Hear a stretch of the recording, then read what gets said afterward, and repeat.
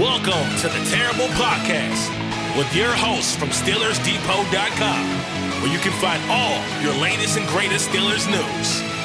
It's Dave Bryan and Alex Kozora, always lit, talking Steelers. And now, here's Dave and Alex.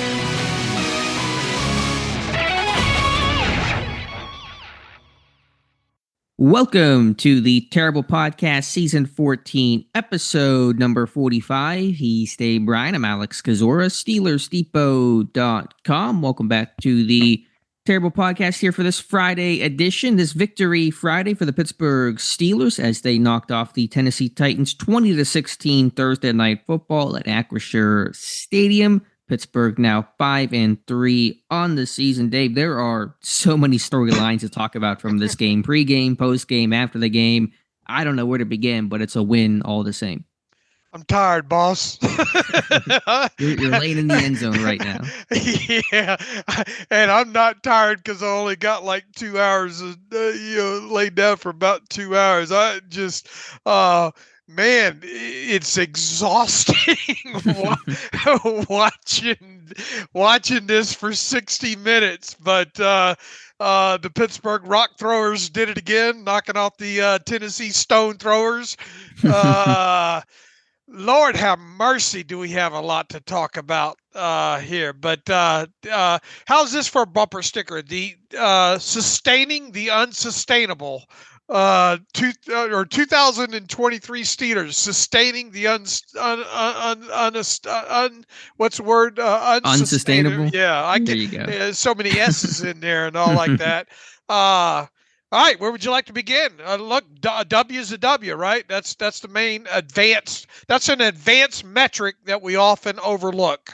The hidden factor, the W is the W, and that has been the theme of Pittsburgh's season. All 5 of their wins have been by 7 or fewer points, and they've all been close, tight games, and this one, no exception. So I guess to kind of start things off here, Dave, just more of a pregame standpoint, Cam Hayward activated from injured reserve and put on the 53-man roster. He played a substantial amount in this game. I don't have the exact snap count top of my head right now. I know TJ Watt said post-game that the plan was to put Cam on a number of snaps in this game, and then typical Cam Hayward fashion, you get through the game, Watt says I took the wrapper off, and Hayward just played until he couldn't play anymore. So that was, of course, a huge boost to try to minimize Derrick Henry, this Titans run game, and so it was really good to see number 97 back on the field. Yeah, 55% of the snaps, I think, overall. What I put on Twitter, like how many in total here? Was it 41?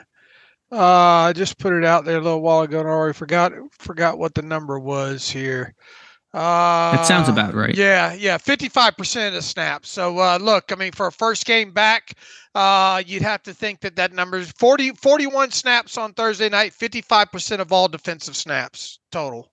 So you'd have to think that that number will climb after this long week. You can get back in football shape a little bit there and ready to roll. So yeah, I imagine the plan was to start him off kind of lower than that, but he just kept going. So good for him. Yeah, if he can keep going, you're not going to be the person, the coaching staff, the team to tell that guy that he can't be out there anymore. So before kickoff even happened and before we can even begin recapping this 20-16 victory for the Steelers, 2 other big pregame storylines. One, a new location for Matt Canada. It's not at a Wendy's as people probably want him to be at. It was on the sideline. He's been an OC that's been up in the coach's box for his entire tenure in Pittsburgh, but for the first time they moved him to the sideline for this game, and we can talk about the results and if it was helpful. And it's a little hard to quantify. Obviously, nobody can truly know how helpful it is, sideline versus being up in the box, and both have their pros and cons. But we've talked about that before, Dave. That personally, I'm a fan of having the coaches on the sideline for communication, eye contact, to talk to the entire group. I just think it's the way the coaches should coach overall. So I imagine that will continue going forward, but that was one notable change made prior to Thursday night's game. They should have took your advice a couple weeks ago when you wrote that post about it, right? What was that, week 3, week 4? I forget when exactly it was. But look, I'd be lying if I know exactly how that may have helped or didn't help or to what degree there, but different dynamic there, and they obviously did it for a reason, right? You just you're not just going to say, you know what, I feel like stretching my legs tonight, going to get down there on the sideline there. I just think you have the more of that personal one-on-one interaction, can talk kind of face to face and show them the tablet and those kind of things. And they even kept Mike Sullivan down there as well too. I kind of wondered maybe if Canada went down, if maybe Sullivan would go up or something like that, but kept both of them on the sideline there. And look, I mean, the end result is the offense looked a lot better. I thought Matt Canada, say whatever you will about the score being low still and all like that. That was probably the single best game that he's called in all of his time with this team, I think.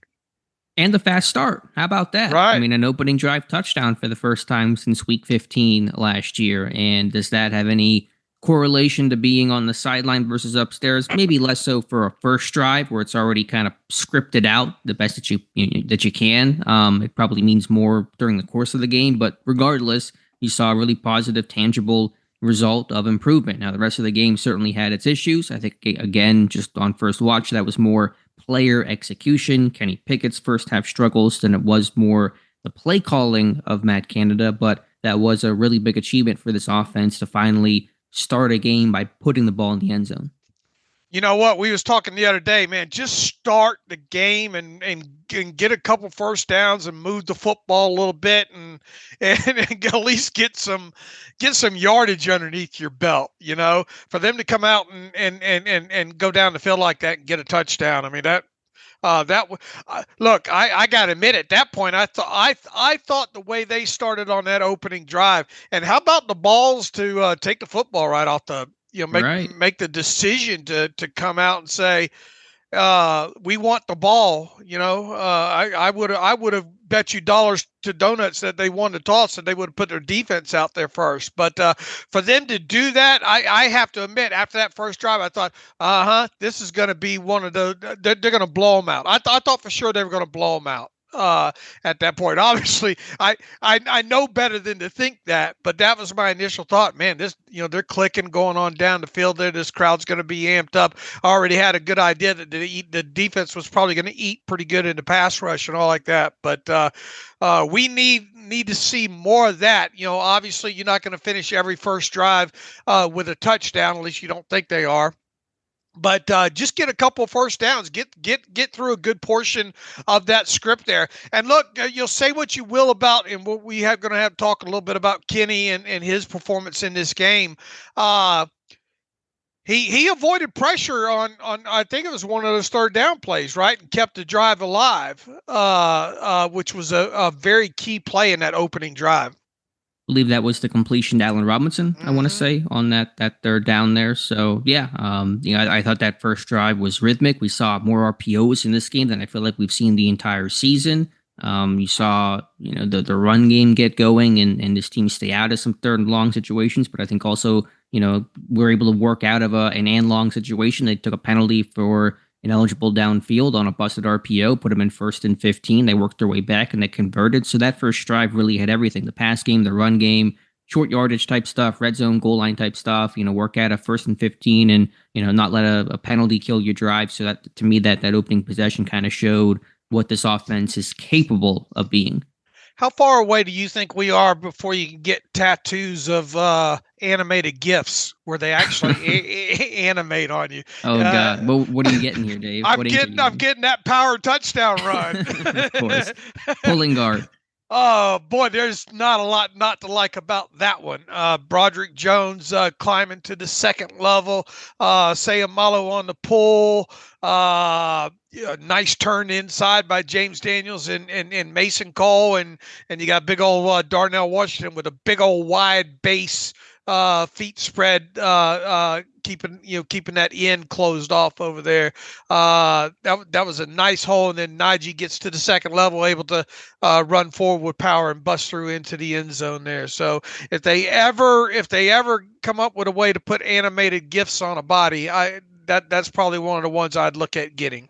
You'll be first in line. And that's something else that we've advocated for, Davis, the pulling guards. We did not see it the first 3-4 weeks of the season, literally once in terms of true power. And now they've run more dart, more gap. You've seen crunch, maybe used a bit too often, but this team has kind of gotten away from such a core of zone runs. Still some, of course, but they've realized they're not a good zone running team. They're not good on that track in terms of communicating and working to the second level and trying to pass things off based on how the D-line plays it. So they've gotten back to kind of some more old school, traditional Pittsburgh Steelers power football, and it's working. Why didn't we see that earlier in the year with the guards pulling and all? It's a good question. I'm not sure. I think Pittsburgh, maybe Pat Meyer has the personality of a zone scheme. I think that's kind of what he gravitates towards. And they felt like they had the athletes and the guys who could do it with, the addition of Sayamalu and Daniels and Cole having a solid 2022 season. But for whatever reason, it just has not been effective throughout most of the season.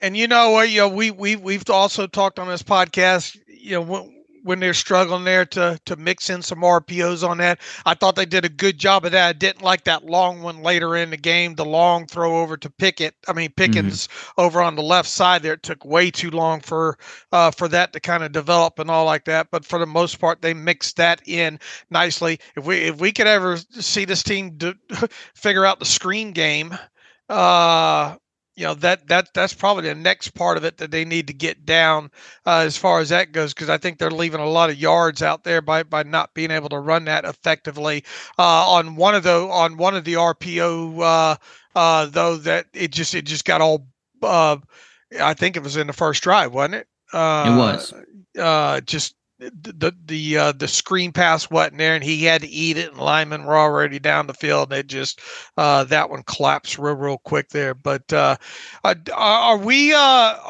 burying the lead here with Broderick Jones? Did we talk about that?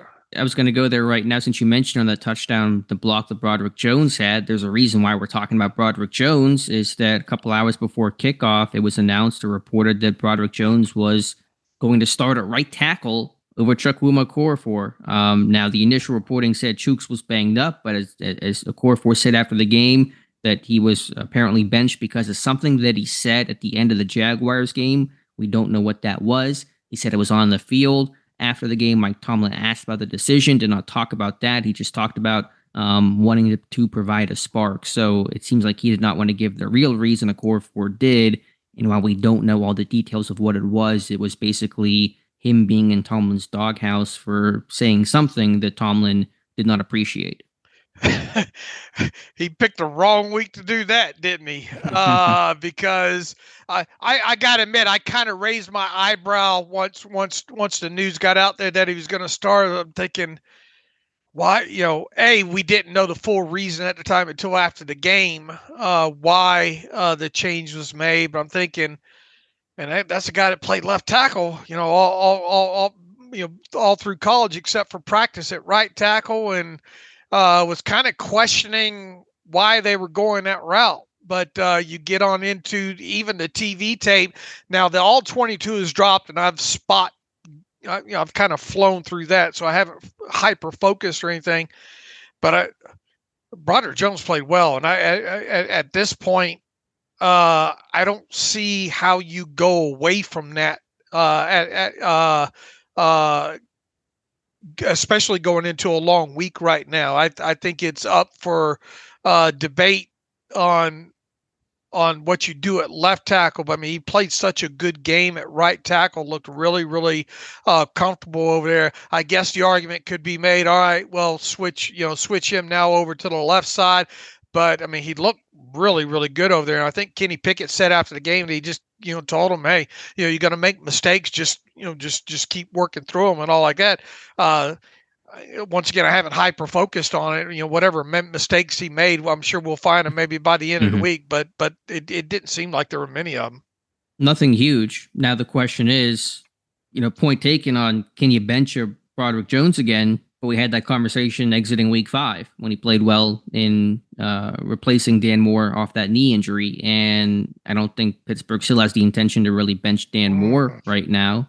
So the question is just, do you go with Okorafor or Jones? And I really don't know which way it's going to go. You're right. It's hard to really justify from an on-field perspective benching Jones, but Okorafor is getting paid a ton of money. And I don't think his play has been bad. And Okorafor said that he did not get benched for a poor performance or lack of poor play or lack of quality play, I should say. So we'll see. But I was just really impressed by Jones because to basically have, no in-game experience at right tackle in college or the NFL, to have such a short week, essentially just one true practice on Wednesday, Tuesday was a walkthrough, and to seemingly play that well, to me, Dave, this guy just has a slow heartbeat. This guy's not fazed by anything. He just does his job. Left tackle, right tackle, doesn't matter. And to be able to flip like that is so difficult to do, and he just makes it look effortless.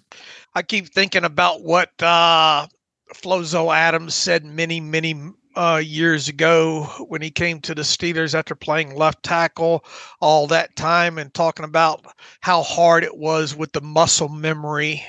Because when he came to the Steelers, he flipped over to the right side, and that's always kind of stuck with me when you have guys that predominantly, we went through this with Kevin Dotson, right? Kind of wondering, why aren't they leaving him at his true position and flipping over to the other side and all like that? But maybe he hasn't played enough over at left tackle, in that short time he was a starter at Georgia, that he doesn't have some of that muscle memory to have to deal. He just plays, and one thing that stuck out for me from going just through the TV tape rewatch last night, let alone the little poking around on the 22 this morning, the athleticism is just, and it's not like it was a surprise when we saw it on the Georgia college tape though, but he gets off the line so quick into the second level.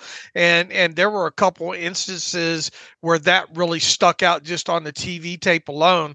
Once again, we've talked about toothpaste and putting it back in the tube a couple of times already. I mean, I just don't see you got to have him start somewhere now. Now, is it right or left tackle? I don't know, but I mean, there's no way he doesn't grade out well in this game at right tackle.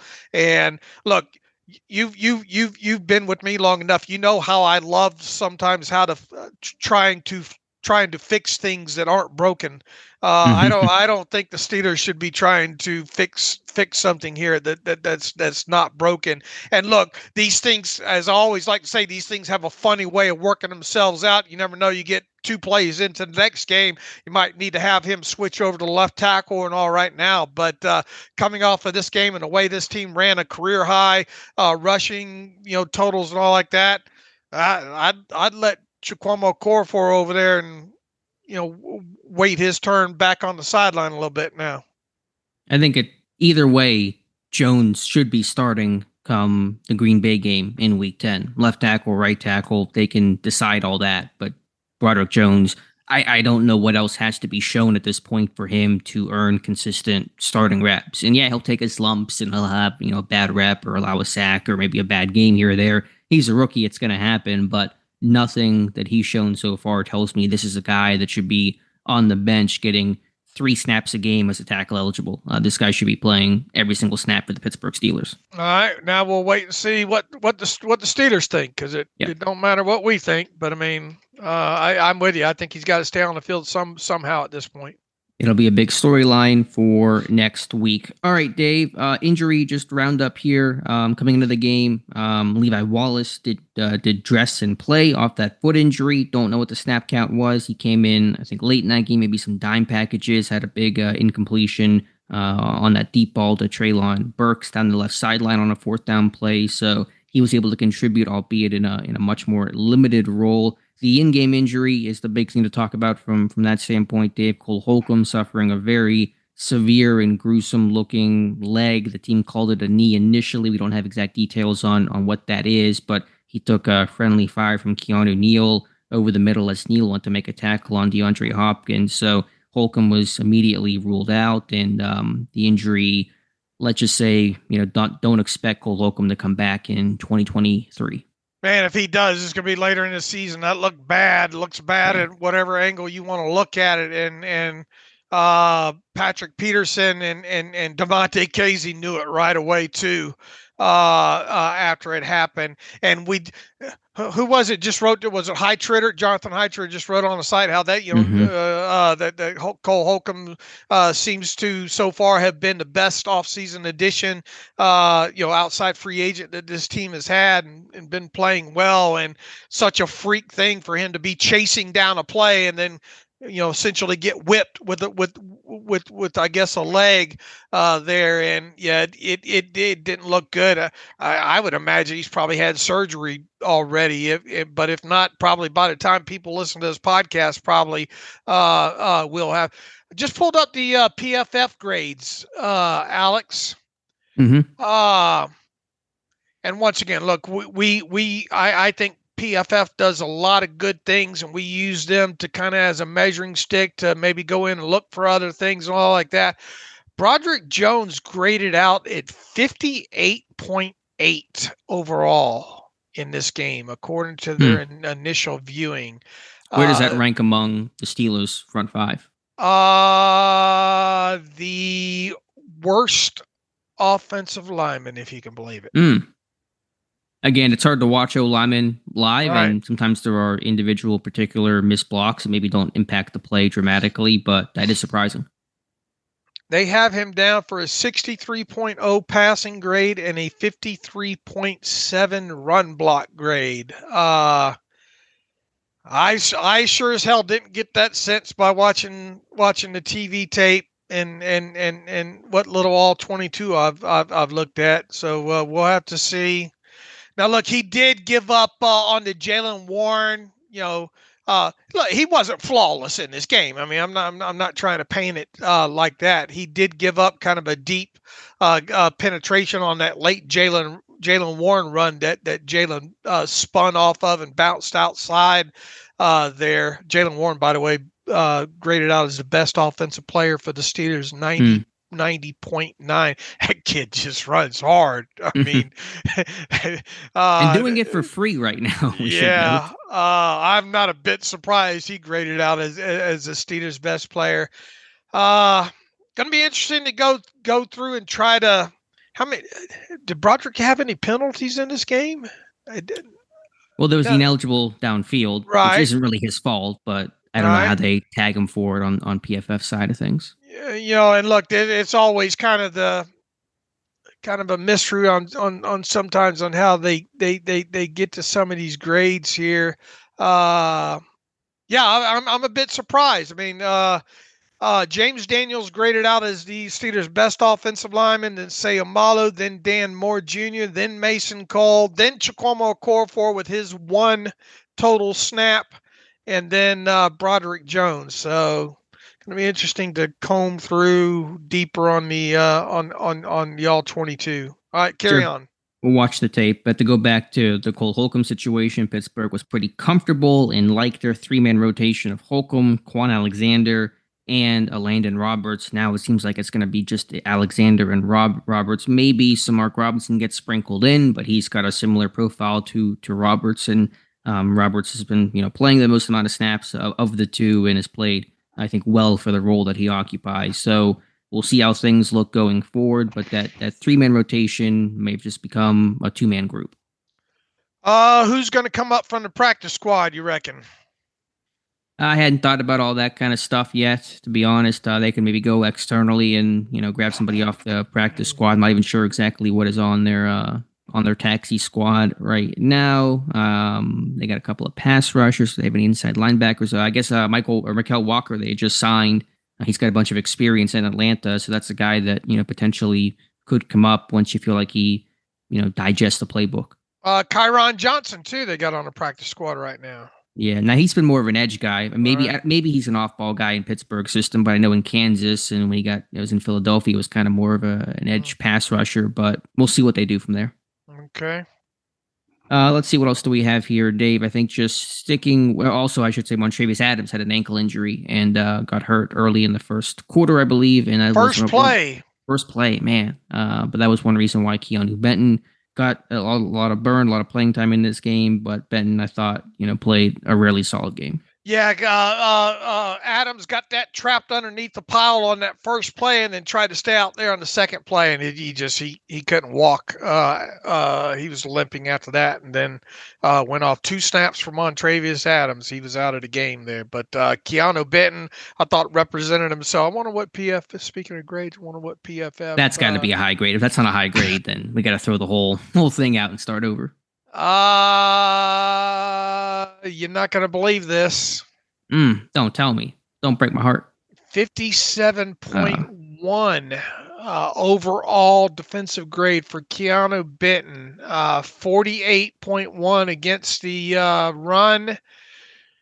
65.9 as a pass rusher. And they gigged him pretty good for the tackling, 28.3 in the tackling department. I've only just went through and watched the key plays on the defensive side of the tape there, but on that Alex Highsmith, I think that was Alex's first sack of the game, if I'm not mistaken. Benton goes crashing right through the 2 guys on him, just right through the swinging double doors on that. You almost kind of wonder if he gets a half a sack on that one, or they didn't give him half a sack on that, did they? I don't believe so. I don't think he was given a sack in this game. I can double check. No, he was not. No. Well, we won't obsess too much about PFF type grades and all that kind of stuff. We'll go through the tape and come to our own evaluations, but Benton certainly was an impact player in this game, especially as a pass rusher. All right, Dave, let's start with the defense here and kind of really get into this game. A lot of consistent pressure up front. I give Titans quarterback Will Levis credit. I thought he stood tall in the face of pressure. He made some big time plays downfield, but Pittsburgh did enough late, and there was only 1 turnover in this entire game, and it came on the final defensive play of the game for the Pittsburgh Steelers. Quan Alexander calling game and picking off Will Levis on the goal line as he got depth, and they tried to run 4 verticals down the seam, and Alexander read it and snatched the football away. So Watt and Highsmith winning against that beat-up Titans offensive line that was losing people routinely throughout this game. The secondary for Pittsburgh had its problems, and communication was an issue. When you lose Minka, when you lose Holcomb, your top 2 communicators, that certainly was an impact. But Pittsburgh keeping the score down, I think minimizing Henry overall, and making the impact play late in the game. Yeah, look, they gave up some plays in this game, and I thought Will Levis played a lot better than what I expected him to do. I thought that the Steelers would be able to get after him a little, and they did. In this game, but in the opportunities for him in some big moments too, some long type situations, he was able to read it and make some plays. The Steelers obviously helped them out a little bit in some coverage and miscommunication aspects of it. I think there was a drop or 2 maybe in this game, but Levis was a lot more accurate than what I expected him to be. And outside of that, they were driving down there at the end, and I was starting to wonder if they were going to be able to keep him out of the end zone. Obviously, there were in total 3 interceptable balls, I guess, on that last drive, right? Who was on Rush the one side? Had the one. Levi Wallace had one that DeAndre Hopkins played defense on. Darius Rush had one that he would like to have back, and then the final one Levis didn't get away with. So outside of that final drive, and he was still moving them down the field. I thought he played well and really took advantage of the Steelers secondary in this game. Yeah, my overall takeaway is just win the fourth quarter is how Pittsburgh wins all their games this season, literally. And in the fourth quarter, the Titans had 3 possessions. They punted, they turned the ball over on downs, and then Levis threw that pick that ended the game. And Tennessee scored just 3 points in the second half. DeAndre Hopkins had 0 receptions in the second half of this game. And so despite Pittsburgh having their issues and their problems, especially I think in the first half of this one. Really, in the second half, they clamped things down and let the offense score the game-winning touchdown, which is how they've again won all 5 of their games this season, essentially. Right. You keep waiting for that stuff to come back and bite them in the butt more than it has, but they were able to get off the field in some third down situations. That obviously helped them out, hold them to some field goals. Tennessee shot themselves in the foot, I think, a couple times with some penalties and couldn't keep those edge rushers away enough at other times there. They're going to have to figure out the communication aspect now, because Minkah, even though he did not go on IR on ahead of the game, which is a good sign and really news in and of itself, it still feels like probably going to miss maybe 1, maybe 2 more games. We'll have to see what happens this next week and all. And then obviously losing your other prime communicator in there in Cole Holcomb.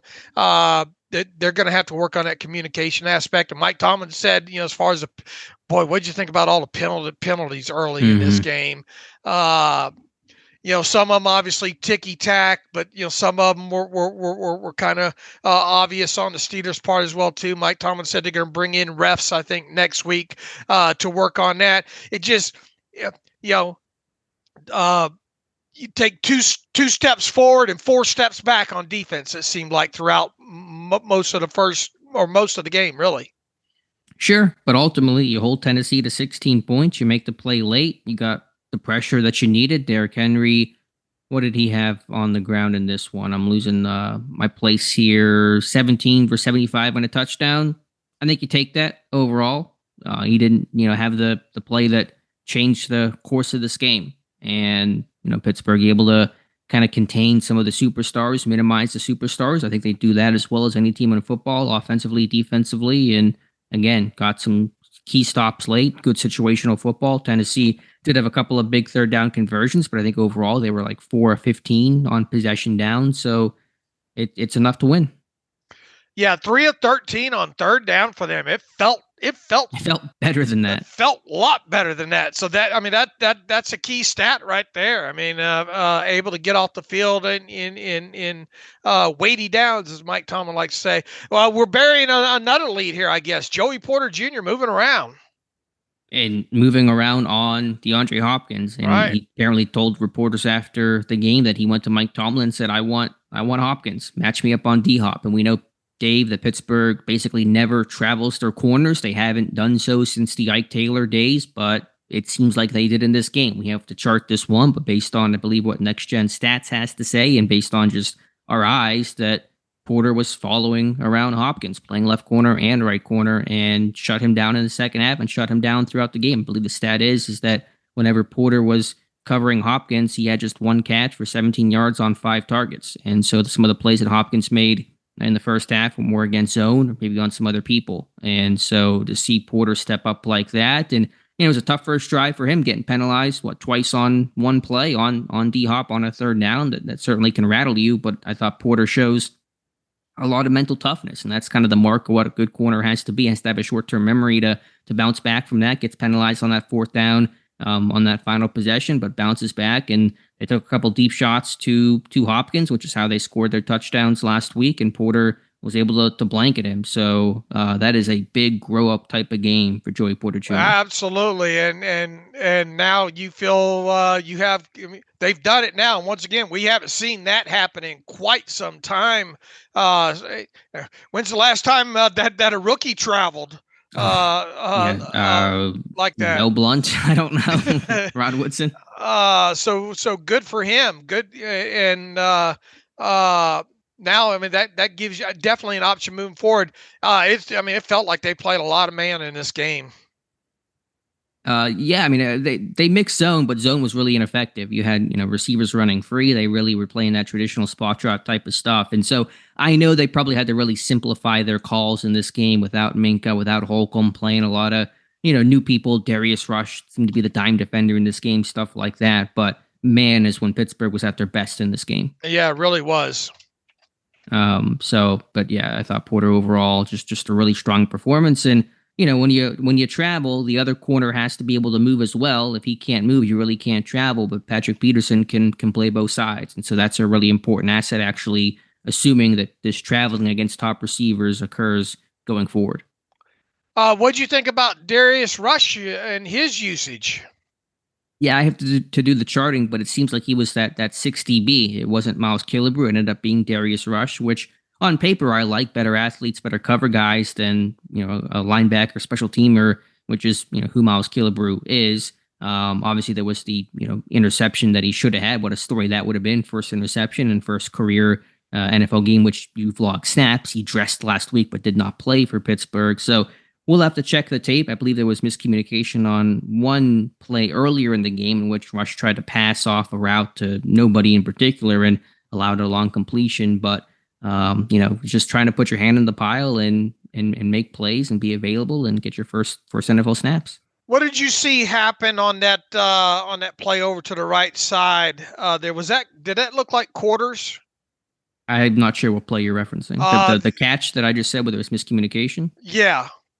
I'll have to check. I really didn't get a good feel for what the coverage was on that play. Did it feel like he needed to kind of spot drop? Make sure you jump on that when you get. I didn't look at it on the all 22. I'm just trying to go off my head what I remember on the TV tape, and obviously you can't see everything on that. But look, I was surprised he got on the field as much as he did.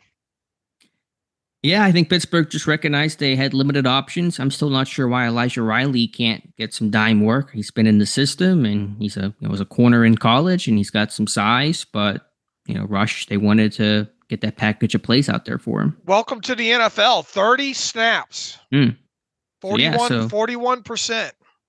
I'm not. Maybe was that more than just dime? We'll have to check. I mean, obviously they were playing catch up late, and so you get a bunch of snaps on that final drive, for example. So we'll have to check the charting and tell you on Monday. All right. What about those edge boys?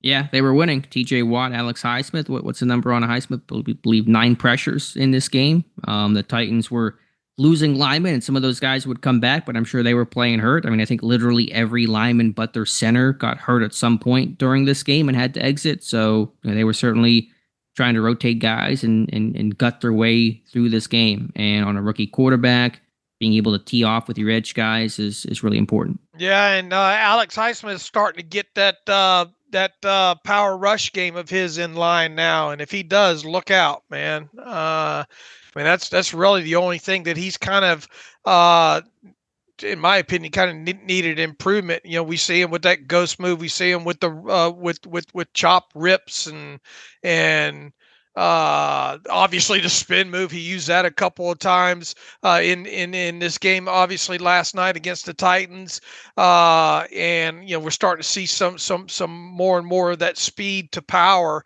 And if he gets that aspect of his game in line, gonna be a monster. Not that he's not a monster now. He plays the run so well too. That's another aspect of him. Sometimes he'll get caught inside there, but I mean, just if he knows he's got to set that edge, he really does a good job, and not only in setting it and getting off. And I think early in the first half, you get to see a few instances of that. So really thought obviously, and Watt getting a sack without a helmet.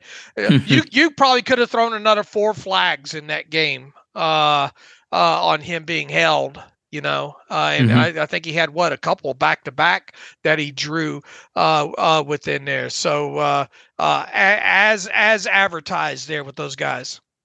Yeah, absolutely. And so you needed the consistent source of pass rush. They got it. There are so many talented pass rushers on this team, and Watt and Highsmith and Herbig, Golden, Hayward, Benton, Adams, Ogunjobi. I think the pressure's been there. The sacks have not always been there this year. So obviously Pittsburgh's strength is going to be their front seven. They're going to have to continue to lean on that, especially until Minkah Fitzpatrick returns. How many sacks did they have overall in this game? 4. Yeah, which a lot of them, I think you had 3 early. Yeah. And you had a chance for some couple more. Wiped out, weren't they? Yeah, the Watt that was wiped out right on that first possession on that questionable roughing the passer. So, yeah. I think Highsmith might have had one wiped out too, didn't he? Probably. There were so many penalties in this game. I'm trying to keep track, but yeah, they officially had 4, but like they could have had 8 in this game. Sure did. All right, Dave. Any other final thoughts here for this defense? Got to tackle better, and that includes Joey Porter Jr. Yeah, it's still been an issue for him and probably for this defense. I will say one play that does not get talked about in this game is that open field tackle that DeMonte Casey had on Derrick Henry that ended up being, I think, a 15-yard run or so. But if he does not make that play, that's a house call for Henry. And so one of those hidden plays you should not forget about that will get lost in this game. One other thing that stuck out, all the defensive linemen chasing. Leal really stuck out coming back away from the line of scrimmage, I think, on 2 plays in particular, making sure to run after the football.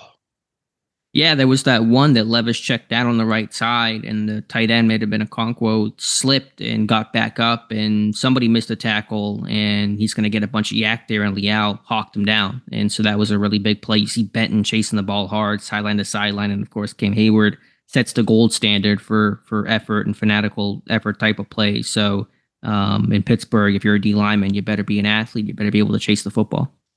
Okay, I'm looking back through. I guess Highsmith did not have one wiped out by penalty. I thought he did have one wiped out by penalty. Oh no, okay. No, he did. It was the Joey Porter defensive offsides. That one. Where he was called for early in the game.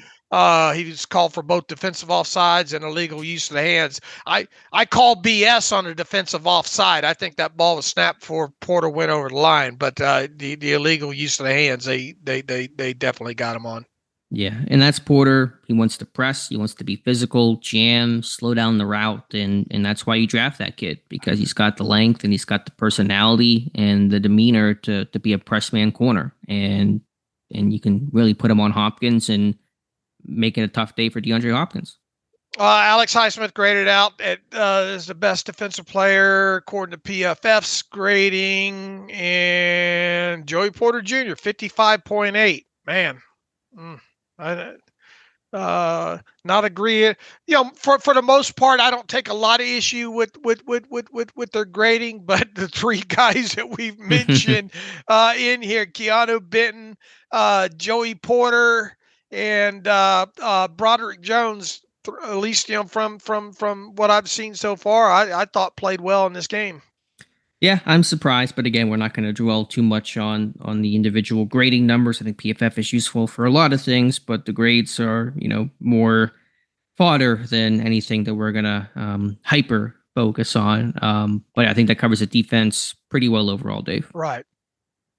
All right, flipping over to the offense here, and we'll start with Kenny Pickett, and it was just a bad first half for Kenny Pickett. There's no debating that.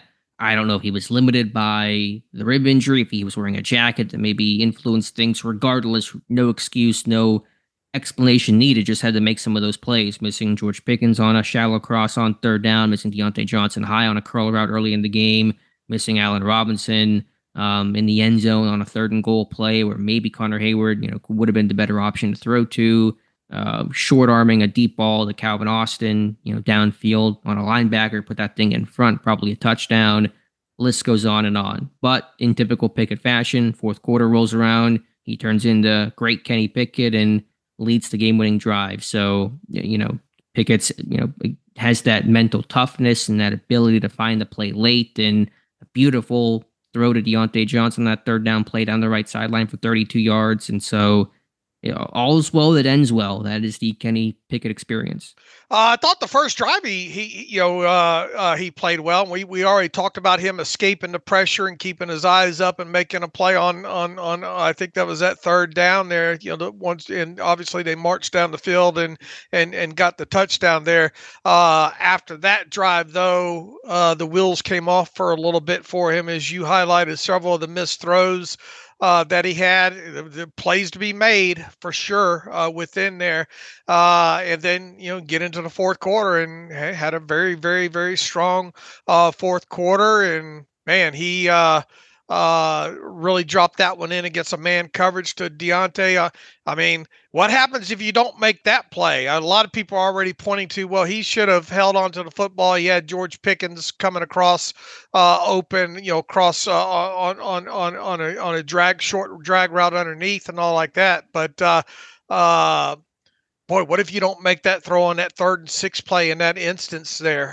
That was a key throw and play in this game. And I think he was asked after the game, did he change that up? And he said, no, that was an out of the huddle call in that situation. And, had Diontae one-on-one, and Diontae Johnson did a great job with the late hands on that, but that ball was dropped right where it needed to be. And then either a play or two later was that Jalen Warren run down to the 1, and then fortunately they were able to catch it in. Nice route combination there by Allen Robinson and Diontae Johnson out of a stack situation there. Give Allen Robinson an assist on that, because the way he ran that thing, and obviously Diontae ran his route perfectly as well too. That's how, the way Allen Robinson releases on that. There, it's hard for those defensive backs to decide to pass that off. Right, there was a rub there that kind of knocked the DB off his track, and that helped open up Diontae. Right. I mean, that was perfectly executed. It was a great call, perfectly executed, and easy touchdown for Diontae in that situation. Obviously, Kenny put it on him. I'm just pulling up the numbers here, and I know it's been talked about before, but just to hammer it home, after another solid 4th quarter, Kenny Pickett's quarterback rating in the 1st and 3rd quarter this season, 75.3. In the 4th quarter, 108.2. And so Kenny clutch, that is his MO. Man, just keep it close. We've said it a few times, right? Keep it close here for him and see what happens. And he came alive in the 4th quarter. And even after that, they what'd you think about the final possession that they had of the game? Yeah, I think you can take issue with the conservative nature, that 3rd down. Do you play for the win, or do you just try to, force them to burn a timeout? I think the fact that there was still a fair amount of time left, and Tennessee having 2 timeouts, if they have 1 timeout and you force them to burn their final timeout, it's a different equation. I know why they ran the ball and were conservative, because their whole ethos is to trust our defense to make a play, force the rookie quarterback to put the ball in the end zone. We're gonna trust our defense to step up, our pass rush to eat. And so, I get why they did that, but I had the inclination of, let's go win this thing right here, right now. Right. I started to get a sinking feeling in my stomach when they gave the ball back to him with around 2 minutes left there. But it ended up working out okay for him. I would like to see him be a little bit more aggressive in that situation. Yeah, but we know, they trust their defense so much more than their offense. And in a situation like that, it's really not surprising, because the entire style in which Pittsburgh plays is, let's just, have the offense do just enough and make the defense make the big plays when it counts. Right. Diontae Johnson scored. Well, just got to know Johnson in the end zone. We don't talk about that in a long time, and so that was good for him. And you could just see him after the game, just the weight off his shoulders. And I can't imagine what that's going to do for him mentally, just to maybe play freer now and just kind of not have to worry about the drought and press a little bit and get frustrated when you don't have the conversion there. And so to A, score, and then B, score in a win, and C, score in a win with the game, winning touchdown, the go-ahead touchdown. Just got to feel, really good for that guy. Well put. It's almost, you could see that weight get lifted off of him. Right when he scored, and obviously the shots on the sideline afterwards. He's been counting down the days. He said as much in the post game presser about seeing the streak number on social media and all like that. So now he doesn't have to worry or talk about that now. And I thought the same thing last night. Was maybe this will unlock him even more at this point moving forward here. Yeah, nobody slept better last night than Diontae Johnson. I can basically guarantee you that. But as you were going to mention there, Dave, run game, 166 yards. Ooh. In this economy. Harris rolling, Warren rolling. Those guys were fun to watch. Warren trucking people to 23-yard run. Harris had a 25-yarder. Guards on the move.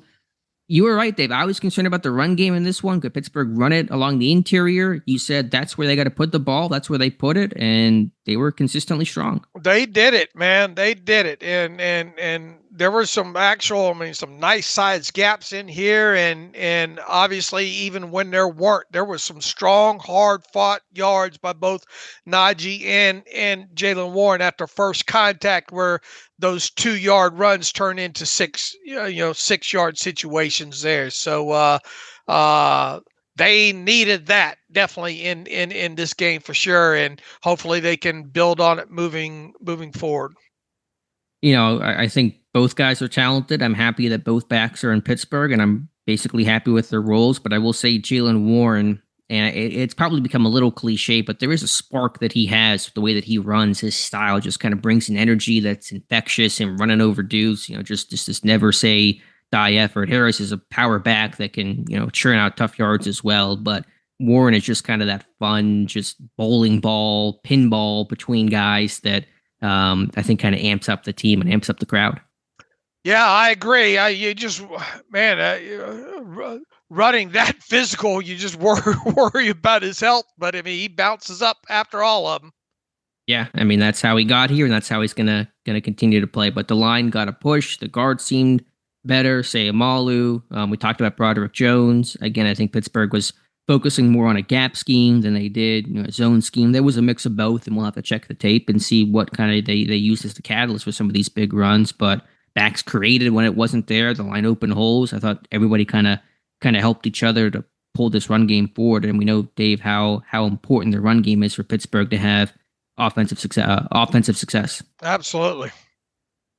What else do we have here? Other receivers, George Pickens, tough day for him. 5 targets, 2 receptions, -1 yard. So you and I had more yards than George Pickens. Should have had a touchdown on that good ball, that slot fade on the right side to Pickens, where it felt like he had plenty of room to get that left foot down and just did not. And so he seemed pretty frustrated, which is understandable. Some plays that he should have made, some maybe more opportunities to get him the football, but just now 3 catches over the last 2 weeks. But it's a win, and so winning cures all, and hopefully there's better days ahead for George Pickens. His best catch was one on the sideline. On that throwaway by Levis, right? On the throwaway from Levis there. Look, he'll get back on track. You obviously wish you would have been able to there was a lot of room within there. Just got to have a little bit more recognition of where he's at in the end zone in that situation there. I mean, if he gets that, we're not even talking about. It felt like the Steelers should have like 30. It felt like this whole game should have been in the 30s for a while, because each team was moving the football, but just not coming away with the points overall on there. So, I mean, he obviously didn't put up any stats in this game. And what did he have? 5 targets, 2 catches, -1 yard. And we'll have to see what the all-22. They were probably paying him a lot of attention in this game, and deservedly so there. But hopefully he'll be able to bounce back from this one.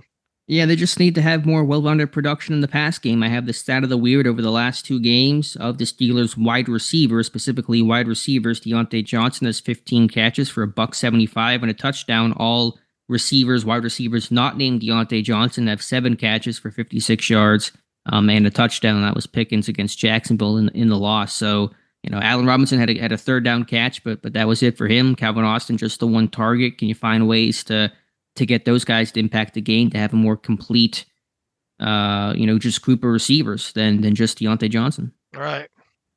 Darnell Washington, his 2nd catch of the season, though, both first downs, both out of the flat. So that was good. He played more in this game than Jacksonville. I'm pretty sure you can say, Dave.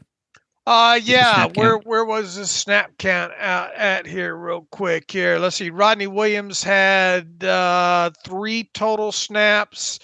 Darnell Washington 31, Connor Hayward 39. Okay, so that's more of what you would expect, as opposed to the Jags game where Williams had 12, Washington only had 10, and Hayward had 50 something. Right. Any other thoughts here for the offense, Dave? Offensive line, kind of mentioned them. We've got to give some flowers to Pickens and Rodney Williams for blocks out there on the edge. True. So they were doing other things that were positive in this thing. Austin out on one of those. What was it? Was it a jet sweep on one of them? What did you think about the play call with having both Warren and Najee on the field, and then Warren lined up in kind of that H-back role and getting the handoff around in? Yeah, that was that third down play in Pittsburgh, and that's the play I did the video on a couple weeks ago, I think out of the bye, where I said they got to take this play out of the playbook, or I said either do that, because every time they had shown that formation in that play, they just given the ball to the deep back, to Najee Harris, and it really had not been successful. But I said either they got to rip the play out, or they have to actually hand it off on the wing, on the motion there to the edge, and they actually did it on that play. That's the play that they ran that Kenny Pickett checked to against Los Angeles for a Najee Harris touchdown. But this one I thought was effective. It was a good changeup to finally give the ball on the edge. And as you said, those were great blocks by Williams and Washington. Those guys moved their people off the screen. And Warren, with his burst and got the edge, was a defender there that could have caught him. But Warren put his foot in the ground and got upfield and got the first down. So I was glad to see them finally give the ball in the motion, as opposed to handing the ball to the deep back every single time. All right. Are we missing anything? Third down, 6 of 12 on third down. They were so abysmal on third down the last two games, even in the win over the Rams. They were 7 of 24. They were under 30% the last 2 weeks. And so to be 50% in this game is huge. Obviously, when you run for $166, you're going to be in more advantageous third down situations. No sacks for Kenny Pickett. Last time Pittsburgh has not been sacked was sometime last year, I believe week 16. So, the penalties were certainly an issue, but probably not many negative runs, no sacks in this game, no turnovers in this game. Pittsburgh avoided a lot of that negativity that usually hurts them. They lost the time of possession. They lost the total yards. Elias Sports Bureau says that the Steelers are the 34th team in NFL history to be outgained by their opponents in each of their first 8 games of the season. They are the first of those 34 teams to have a winning record after 8 games. They have been outgained by 790 yards in total, and they've been outscored by 30 points. But we're going to dive into some advanced metrics here. 5 wins. That is the advanced stuff you guys come here for. Only the Steelers can do it. Holy moly. And I've taken the stat further and said that Pittsburgh has had fewer plays run, first downs, and yards from scrimmage in all 8 games this season, and yet they are 5-3. So they are being dominated in the stat sheet in every category except the win column, and they just find ways to win. I mean, we said it. Is it going to be sustainable? So far it is. I mean, for this team, the way they've played in a lot of these games. Now, obviously, last night was a lot better, especially on the offensive side of football. So it felt more deserving of the win, I guess. Guess you would say, but that's quite a stat Elias has there. 34 team in NFL, and I think that's I think they said 1933 too. And what's the stat about the Steelers last year? Weren't they have a similar situation? I forget. I saw something floating around about Pittsburgh last year. Maybe I misread that last night. But either way, it's still 5-3. Kudos to them. I thought they'd win this game. Obviously by a larger margin. And they probably should have, to be if we're quite honest here. But and it did feel like once you got into that fourth quarter, I even put on Twitter, it feels like they're going to have a takeaway at some point here, and they got it. They got it right when they needed it the most. Yep, and the inside linebacker group, man, they made plays this year. They've had splash. We talked so much last year. There was no splash, no impact plays by the off-ball linebackers. And I know the Holcomb loss is obviously pretty substantial, but Quan with a forced fumble last week, interception this week. Roberts getting pressure, sack and a half last week. Holcomb before he got hurt was an impact player throughout the season. So Pittsburgh takes the football away. That's what they do. That's how they win.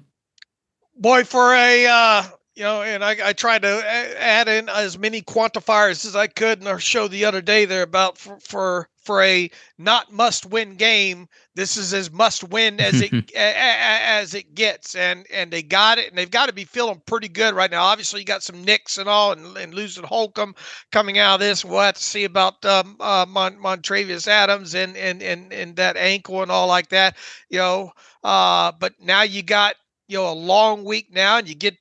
What did Mike Tomlin say? You're in the clubhouse with the W at this point. They can sit back and watch the Packers play their game and get the advanced scouting on them, much in the same way that Jacksonville did them a couple weeks ago. And oh yeah, the Packers have to come to Acrisure at this point. And what is it? Their next three or their next four, or the 1 o'clock starts here? Next four, I think. And obviously some of those are on the road, and a couple of those are division games too, Cleveland and Cincinnati, which will be magnified. But this team's got to be coming out of out of that loss against Jacksonville to turn around on a short week and get a win like they did. And their offense played better, and now you get a rest with Green Bay coming to town.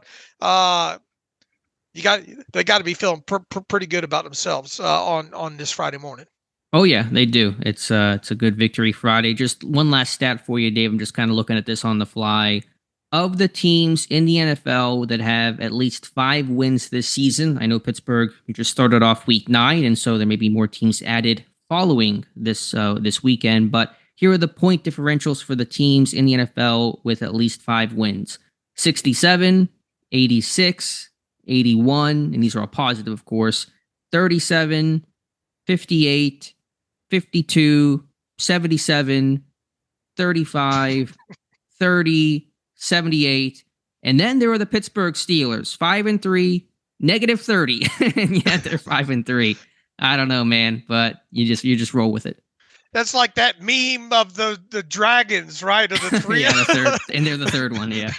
They're the one with the goofy eyes and the tongue and the tongue hanging out there. There was that other meme floating around last night of the Joker and Spider-Man. Was it Joker? I forget who it was, but one of them's got the head of the 49ers and one of them's got the head of the Steelers and something like, we are the same or something like that. I mean, here we are, and the 49ers are what? They're 5-3 and the Steelers are 5-3. Right. And the 49ers are a plus 78 point differential. They beat down the Steelers, and yet they have the same record. Welcome to the NFL. Well, welcome to the NFL. All right. Also, I got to mention just really quickly, Presley Harvin, 4 punts, 50-yard average, 3 inside the 20. I thought field position was going to be a really important aspect of this game. Tennessee has a great punter in Ryan Stonehouse, and he did his thing in this game. And I thought Harvin overall was able to match that. And so in these close, tight rock fights, as you say, field position matters. And I thought Harvin played a key role in this one. What about Miles Boykin doing what Miles Boykin does? Yeah, that one, what was the net on that punt? I mean, there was no return at all. It was Boykin getting clean and tackling that one immediately. What was the net on that play? I mean, that had to have been like a 50-yard net, which is an elite number. Let me look it up here really quickly. And while you're doing that, Miles Boykin with a rare reception in this game. I had to make sure my glasses were clean for that one. Right. More receiving yards than George Pickens was not on my bingo card in this one. It was a 54-yard punt, a -1 yard return. So that's a 55-yard net, which is a number you don't see too often.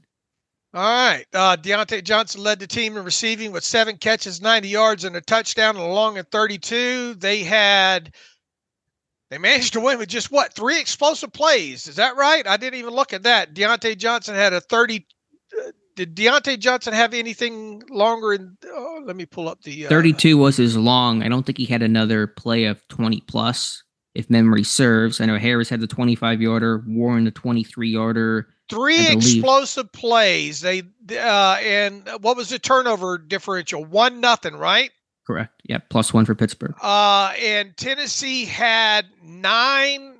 Well, it's with that's with penalties. How do you feel about counting explosive plays that are tacked? I think they should be counted. And I don't think they should be. I think they're unearned by the team benefiting from it. All right. Well, then let's take one of those. Let's take two of those away because there was a face mask on Porter. That was a gain of 8 yards. And then there was the Levis to Henry for 5 with the Watt roughing the passer earlier in the game. So there's 2 that we don't count. They had 9 total. So 7.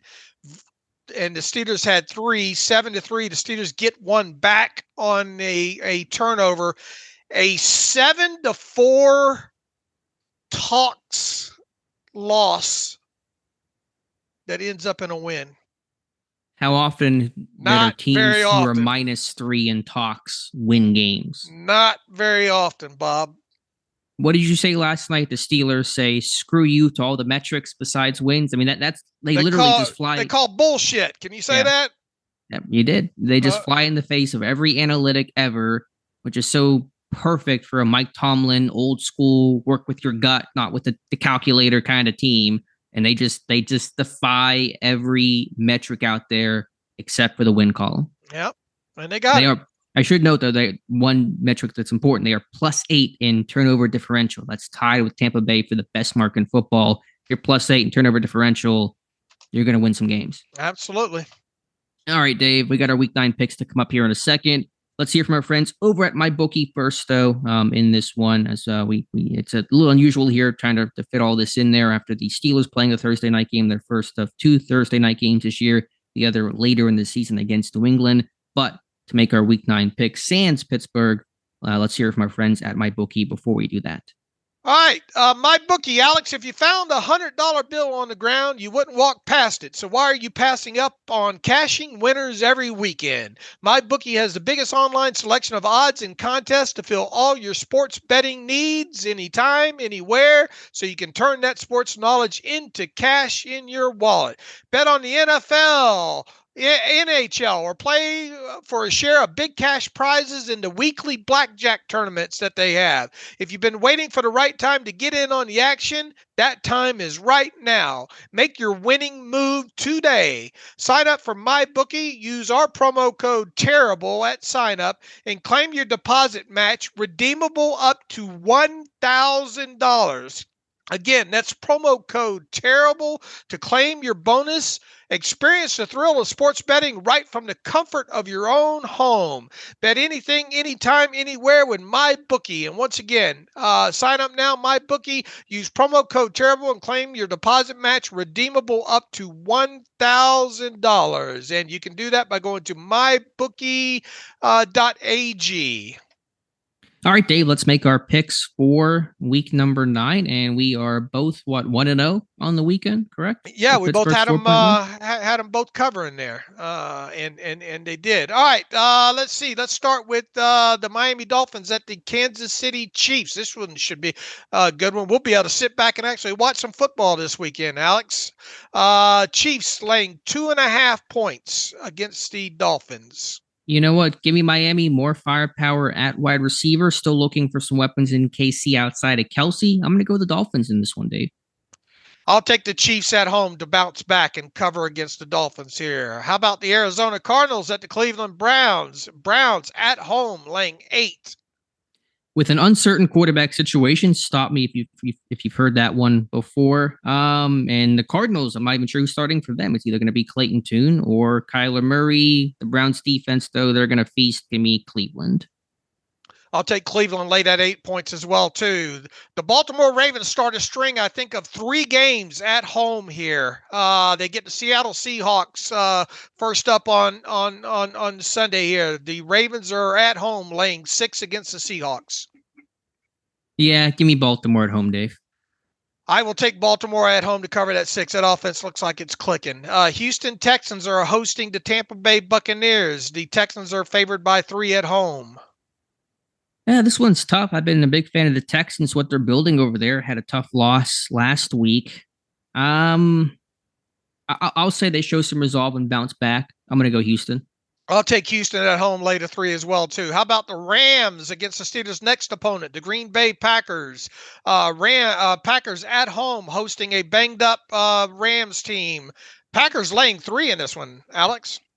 Trying to figure out the quarterbacks this week. Is Stafford going to play? Is it going to be Brett Ripien? I have no idea how to pick these ones, to be honest with you. I'll go with the Rams. I'm going to assume that Stafford gives it a go.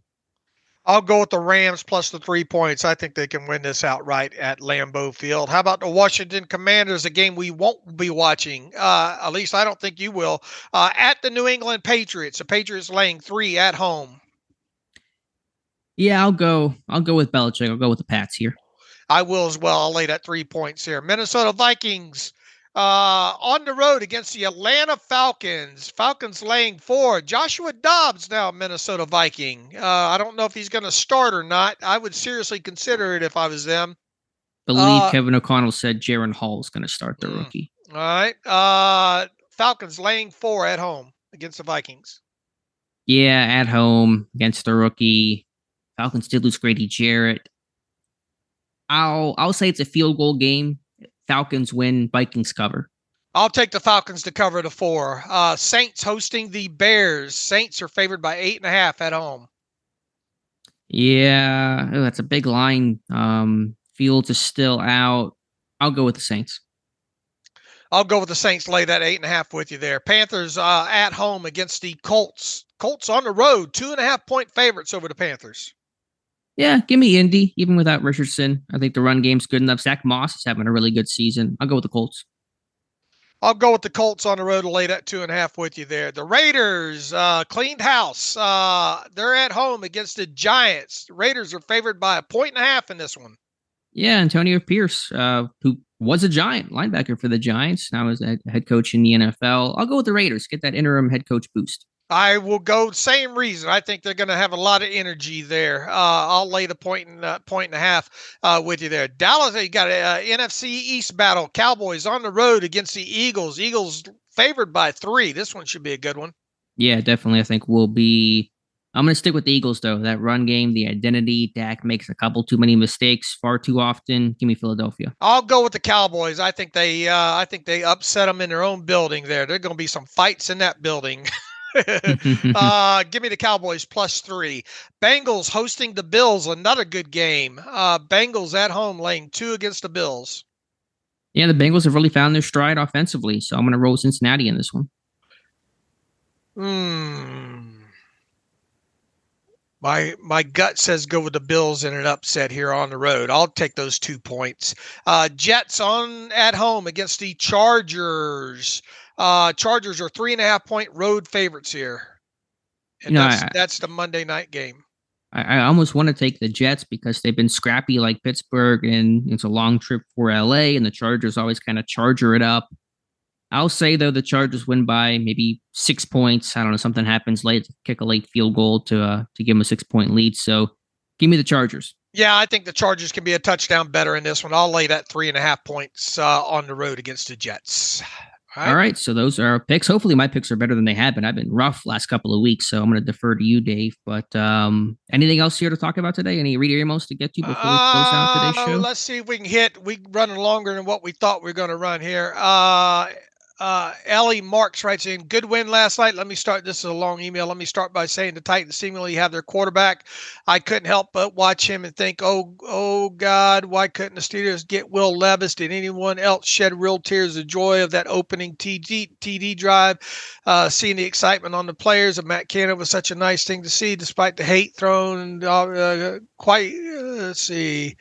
Very quickly, I'm trying to find out where the question is here. But man, having trouble seeing. I guess he's talking about the Brett Coleman breakdown that he did on YouTube. I think we wrote about there. And very quickly on Pickett, he says, I love the guy. I think he can facilitate a playoff run with the approximately built team. Should he develop a little bit more consistency in his game? But man, I'm having trouble seeing where his strengths truly lie. His above the neck game isn't great. His accuracy is inconsistent. Pocket movement is problematic. Downfield throwing is oftentimes a club short. Footwork, Ellie's going through it here. However, I feel like he can get information overload and become indecisive. Still early in his career, but I'm not sure. Long email here once again. I think it's more observations than anything. I don't know if there's really a question in there, Alex. Yeah, I mean, I get the merits on Pickett. Let's just evaluate it after the season. I think it's, we can evaluate it now, but I just want to have those conclusions once the season ends. You kind of see the totality of it and see where this thing takes him and takes a team. Austin Hackett, happy Victory Friday. Opposing beat writers. One of my favorite parts of the Terrible Podcast is getting the opposing team's beat writers on every week. One thing I've noticed this year, correct me if I'm wrong, I'm pretty sure every beat writer has picked their team against the Steelers this year. He says not accusing any of them of bias or anything like that. I think it really just says a lot about the Steelers. I don't think people look at Pittsburgh as a good team. Just curious if you guys have noticed that too, and have any thoughts on it. No, look, I mean, we just offer up the ability for them to make their picks and score predictions. And look, you got to admit it's been hard to pick the Steelers. I mean, even Alex and I have picked against the Steelers quite a bit this year, and we both obviously had them winning this game against the Titans. But I can see where opposing beat writers, would from a 30,000 foot view would especially some of these teams that the Steelers have faced here would pick the team they cover to beat the Steelers. So I'm not sitting here tracking it or anything. It is what it is. Yeah, I mean, I get the point that I think in past years, beat writers will come in and say, yeah, we got a decent team, but Pittsburgh's tough, and if we're going to their place, yeah, I'm going to take the Steelers. So I get that change in feeling, and yet they're 5-3, and that's all that really matters. But point taken. All right, one more from Austin. Writes in, hey, Dave and Alex, as always, thanks for everything you guys do. By far the best Steelers content on the web. My question and thoughts are, can Matt Canada actually get himself into a position he gets an extension? He says, I've thought Canada has really called some good games as of late, and it's come down to lack of execution with Kenny missing some big throws. There's obviously still concepts that make very little sense from Canada, but is it possible the Steelers catch steam offensively, which leads to a 1 or 2 year extension? We've been asked this question quite a bit over the last couple weeks. I don't even want to go there. I want to take this still on a week to week basis right now. This team's got it. This team's got to start doing more offensively, period. I mean, I understand Kenny's left a lot of yards on the table and all like that, but even as good as this team played yesterday, I mean, he still didn't hit the 400-yard mark and all like that. They're not, they did do a better job at third downs. They're not controlling time of possession nearly as much, or leaving some red zone trips out there as well. This isn't all. I mean, it's not just Canada, and we've said that quite a bit over the last couple of weeks as well too. I don't even want to speculate right now. This team's got to get in the playoffs and win a playoff game before I feel better about anything. Yeah, I mean, I think I agree with the point. I think Canada has not been an issue at least the last 2 games, but there's still a body of work and overall production standpoint. And second and 10 runs get me fired up still. Yeah, no, I hear you on that. Again, we don't need to decide these things now. We're going to have the whole season to play out, and then we can talk about it afterwards. So much could change positively or negatively going forward. And so understand the point. I still think it's pretty unlikely that Canada returns in 2024, barring some sort of dramatic turnaround or winning a playoff game, as Dave said. But there's no need to really have a answer in pen right now. Look, don't leave. There were more. I will say this about this game versus the game against Jacksonville. There were more plays out there to be made. We talked about that the Steelers did leave some plays on the field in that Jacksonville game, right? And Kenny missing some throws and all like that. But that maybe there weren't many more plays to be made past that. It felt like there were more plays to be made, and they made some of them in this game. Now, obviously, execution plays a lot into that. They executed a lot better at certain points throughout this game. But I'm not going to dare go out on the limb and say, oh yeah, he's a lot to come back, or I'm with you. I tend to think he's more still on the outs than the ends at this point. Yeah, and I bet you the reader probably thinks that as well, just maybe posing the question of, hey, Canada is actually doing some decent things here. The offense is not executing. If that continues, or if the offense can actually execute and the play calls stay as they are, competent, could that open the door for a return? That's probably the way the question's being framed. But again, let's just see how this thing plays out. All right, Alex, I got to cut you free so you can get some work done, and me too, here on a short sleep night and all like that. And check out real quick my terrible take today. It's not about the game. It's a very dumb idea, but I love this idea, and I think the NFL should adopt what I'm trying to sell them right now. All right. We'll look if we can buy that. Maybe we'll talk about it on the Monday show. So we get to watch a lot of football. And look, thank you for everybody that visits the site. Truly some great numbers going on there, and listenership obviously as well too. We wouldn't do all this if people weren't reading and listening. So shout out to everybody, and sorry we couldn't get to all the emails. We'll try to hit back on a larger swath of these things on Monday when we get back together here. So you can follow me on Twitter at Steelers Depot. Follow Alex on Twitter at Alex_Kozora. Follow the show at Terrible Podcast. Email the show, theterriblepodcast@gmail.com. If you like what we do and want to donate to the cause, SteelersDepot.com. Hit the donate button, upper right navigational bar. Also, if you like an ad-free version of the site, SteelersDepot.com, and look for the ad-free button. So thank you. Enjoy the W. Enjoy the victory Friday. Have a safe weekend. And as always, thanks for listening to the Terrible Podcast with Dave and Alex.